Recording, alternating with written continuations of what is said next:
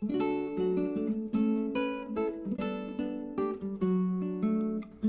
everyone, welcome back to Amma and Daughter channel. இன்னைக்கு நம்ம ஒரு தூத்துக்குடி ஸ்பெஷல் ரெசிபி தான் பார்க்க போகிறோம். பஸ்தல் எப்படி பண்ணலான்னு பார்க்கலாம் வாங்க. முதல்ல இதுக்கு தேவையான இன்க்ரீடியன்ட்ஸ் என்னென்னு பார்க்கலாம். பஸ்தலுக்கு உள்ளே வைக்கிற ஃபில்லிங்க்கு தேவையான பொருட்கள் 3 வெங்காயம், 3 உருளைக்கிழங்கு, தேவையான அளவு கொத்தமல்லி இலை அண்ட் கறிவேப்பிலை, 1.5 டேபிள் ஸ்பூன் இஞ்சி பூண்டு விழுது. இது எல்லாத்தையும் சின்ன சின்னதாக நறுக்கி எடுத்துக்கோங்க. ஏன்னா ஃபில்லிங்குள்ளே வைக்கும் போது பெருசாக இருந்தால் நல்லா இருக்காது.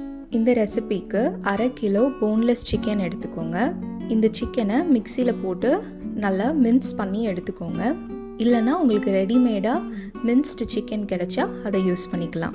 இப்போது பஸ்தலுக்கு அவுட்டர் கவர் எப்படி பண்ணுறதுன்னு பார்க்கலாம். முதல்ல 500 grams ஆஃப் மைதா எடுத்துக்கோங்க. இது கூட உப்பும் ஆயிலும் சேர்த்து முதல்ல மிக்ஸ் பண்ணிவிட்டு அதுக்கப்புறமா கொஞ்சம் கொஞ்சமாக தண்ணி சேர்த்து பிணைஞ்சு எடுத்துக்கோங்க. பூரி மாவு பதத்தில் இது இருக்கணும். சப்பாத்தி மாவு பதத்துக்கு போயிடக்கூடாது.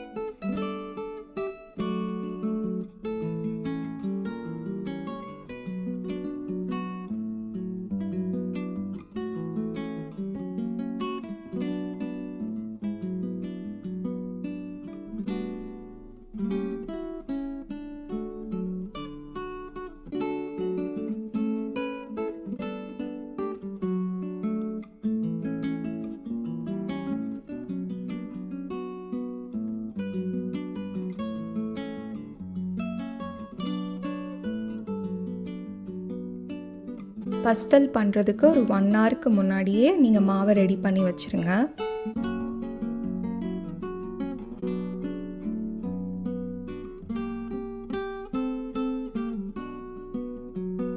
இந்த பஸ்தலுக்கு தேவையான ஃபில்லிங் முதல்ல எப்படி பண்ணுறதுன்னு பார்க்கலாம். ஒரு கடாய்க்குள்ளே தேவையான அளவு எண்ணெய் ஊற்றிக்கோங்க. எண்ணெய் சூடானதும் நறுக்கி வச்சுருக்கிற வெங்காயத்தை ஆட் பண்ணி 1 டீஸ்பூன் உப்பு ஆட் பண்ணிக்கோங்க.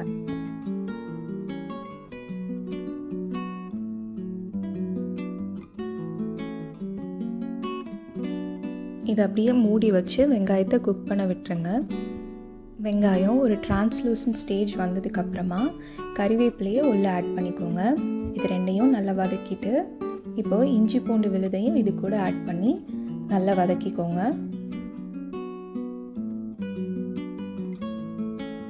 இஞ்சி பூண்டு விழுதோட பச்சை வாடை போனதுக்கப்புறமா மின்ஸ்டு மீட்டை இதுக்குள்ளே ஆட் பண்ணிக்கோங்க.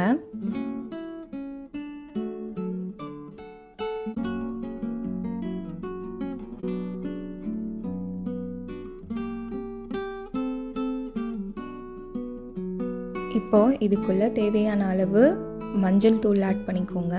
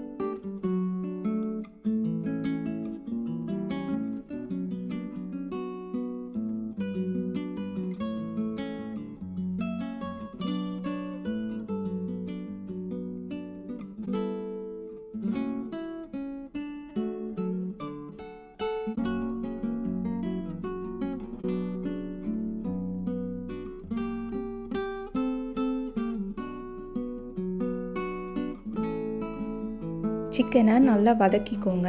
அதுக்கப்புறமா இது கூட 1/2 டேபிள் ஸ்பூன் காய்ந்த மிளகாய் தூள், 1 tablespoon garam masala, 1 tablespoon soup powder, இது எல்லாம் சேர்த்து நல்லா மிக்ஸ் பண்ணிக்கோங்க.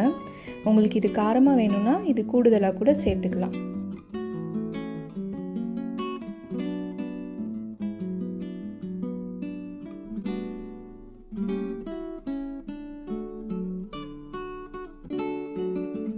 இது எல்லாம் சேர்த்து நீங்கள் வதக்கும் போது சிக்கன்லேருந்து கொஞ்சம் தண்ணி ஸ்க்வீஸ் அவுட் ஆகி வரும். அந்த தண்ணி கொஞ்சம் வத்துனதுக்கப்புறமா நீங்கள் நறுக்கி வச்சுருக்கிற உருளைக்கிழங்கு இது கூட ஆட் பண்ணிக்கலாம்.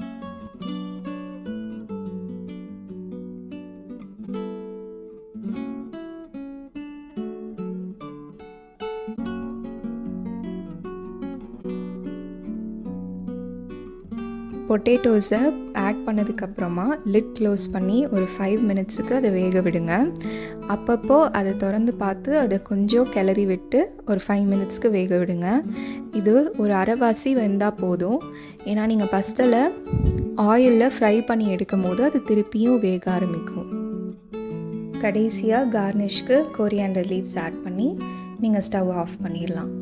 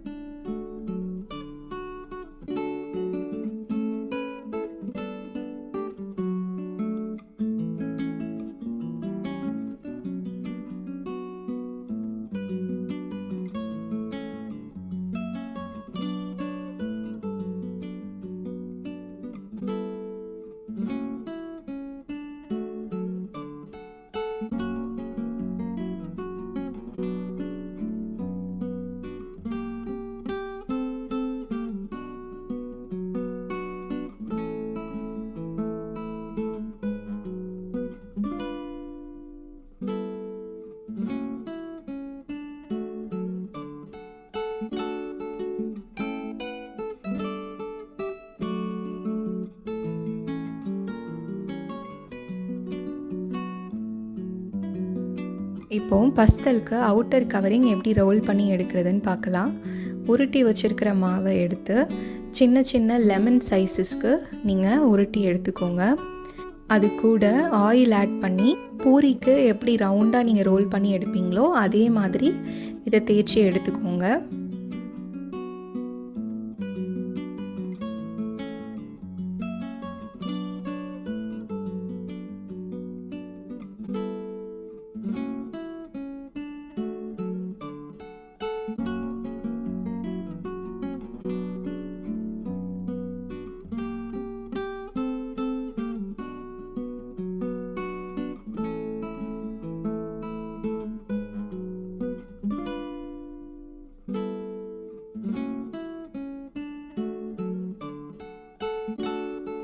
இப்போது ஃபில்லிங் ஆட் பண்ணுறதுக்கு முன்னாடி கண்டிப்பாக ஃபில்லிங் நல்லா ஆறி இருக்கணும், சூடாக இருக்கக்கூடாது.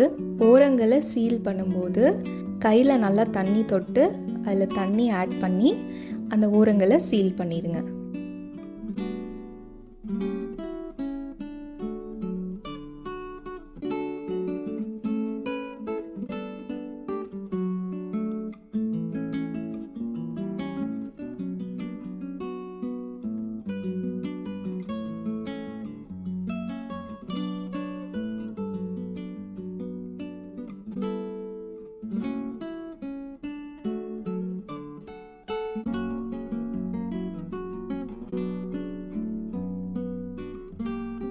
இப்போது இந்த பஸ்தலை மீடியம் ஃப்ளேமில் ஆயிலை வச்சு ஃப்ரை பண்ணி எடுத்துக்கோங்க. கோல்டன் ப்ரௌன் கலரில் வந்ததும் நீங்கள் ஆயிலேருந்து ரிமூவ் பண்ணிடலாம்.